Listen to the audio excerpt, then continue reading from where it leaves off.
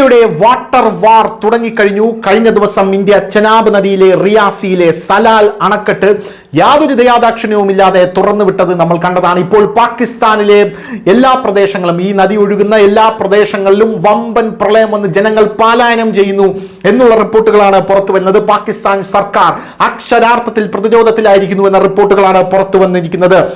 മേഖലയിലുടനീളം കനത്ത മഴയെ തുടർന്ന് ഉയരുന്ന ജലനിരപ്പ് നിയന്ത്രിക്കുന്നതിനാണ് ഇന്ത്യ അണക്കെട്ടുകളുടെ ഗേറ്റുകൾ തുറന്നതെന്നാണ് നമ്മുടെ ഉദ്യോഗസ്ഥർ പറയുന്നത്.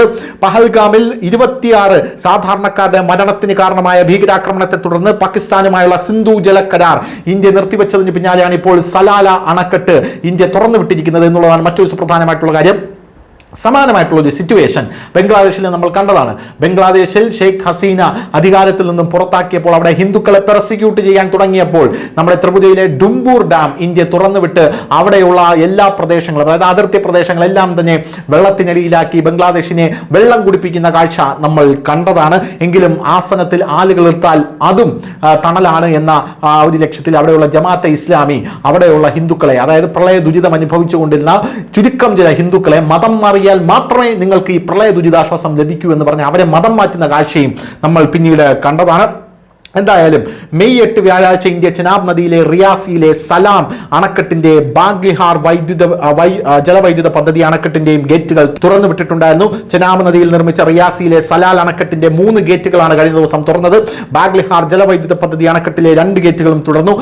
മേഖലയിലുടനീളം കനത്ത മഴയെ തുടർന്ന് ഉയരുന്ന ജലനിരപ്പ് നിയന്ത്രിക്കുന്നതിനാണ് ഈ നടപടി എന്നാണ് ഉദ്യോഗസ്ഥർ പറഞ്ഞത്. പാകിസ്ഥാനിലേക്കുള്ള ജലപ്രവാഹം നിയന്ത്രിക്കാൻ ഇന്ത്യ ശ്രമിക്കുന്നതിനിടെയാണ് ഇത്. മേഖലയിലുടനീളം കനത്ത മഴ മൂലമുണ്ടാകുന്ന ഉയരുന്ന ജലനിരപ്പ് നിയന്ത്രിക്കുന്നതിനാണ് ഇതെന്ന് ഉദ്യോഗസ്ഥർ പറഞ്ഞു. ബൈസറൻ താഴ്വരയിൽ 26 വിനോദസഞ്ചാരികളുടെ മരണത്തിന് കാരണമായ പഹൽഗാം ഭീകരാക്രമണത്തെ തുടർന്ന് പാകിസ്ഥാനുമായിട്ടുള്ള സിന്ധു നദീജല കരാർ നമ്മൾ റദ്ദാക്കി. അതിനുശേഷം വമ്പൻ തിരിച്ചടി പാകിസ്ഥാൻ നേരിട്ടുകൊണ്ടിരിക്കുകയാണ്. 2 ദിവസം മുമ്പ് പാകിസ്ഥാനിലെ ഭീകര കേന്ദ്രങ്ങൾ ഇന്ത്യ തച്ചു തകർത്തു. കഴിഞ്ഞ ദിവസം കറാച്ചിയും ലാഹോറും റാവൽപിണ്ടിയും സിയാൽക്കോട്ടും എല്ലാം ഡ്രോൺ ആക്രമണത്തിൽ കത്തിയാമരുന്നത് നമ്മൾ കണ്ടതാണ്.